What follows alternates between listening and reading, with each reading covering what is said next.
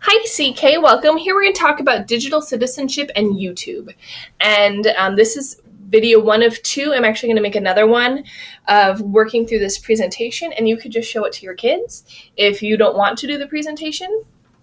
But here I'm going to walk through the presentation. I did create, it is in the print resources of the document.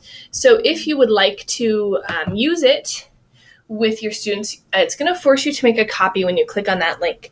And I did that so you were able to modify this presentation if you wanted to. You could just use it as is, and that's great.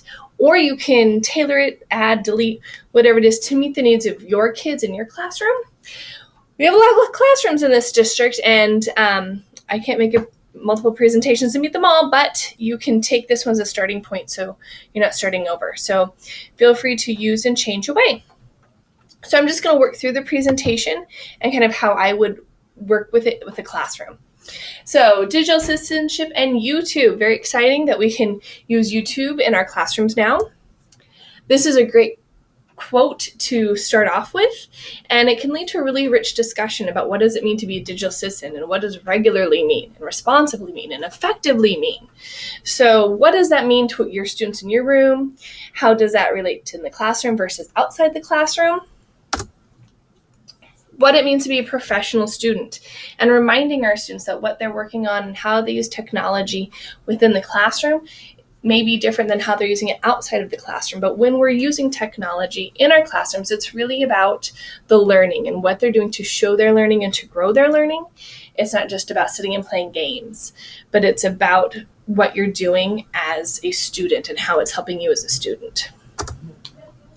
So we can get to YouTube. Yes, students can get to YouTube. It is in what's called restricted mode. And what that means is that they can get to videos that have been approved for 18 and under. And if they get this screen saying it's restricted and must be approved to view it, it's been blocked for whatever reason. Now, a teacher may forget to whitelist a video and put that link in their classroom or their slides, and they get that. That's because they didn't hit the whitelist button, which is in another video. But that's what that screen is, and that's what they're going to see. So it's important that they recognize that the YouTube they're accessing here at school is not the same YouTube they're accessing at home, because here it's very filtered. At home, it's not. They can get to all of YouTube at home or at a friend's house. And it's important to remember that our students are accessing YouTube when they're at home or at a friend's house and outside of school. So being able to use it as a tool is a really great thing.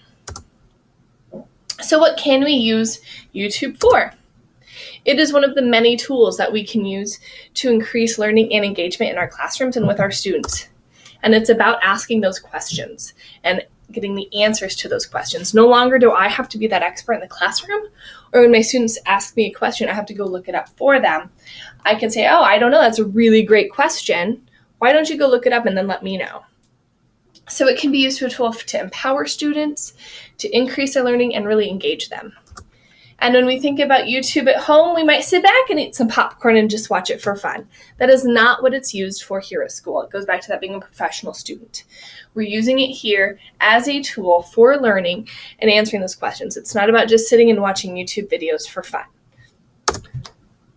Now, if a student were to get to something questionable, yes, it is filtered. They need to let their teacher know, and then they can also report it. So they just click the little more, just like we as teachers do, and then click report. And so they can report that they have found content that may not be appropriate for students 18 and under.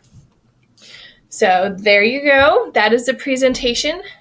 And I hope you found it helpful. If you have any questions about digital citizenship, feel free to ask. Your teacher librarians have been working really hard about this, but there's a lot of resources out there around digital citizenship. So feel free to engage in those conversations. If you have questions, feel free to ask. Hope you found this helpful. And if you need anything, just let us know.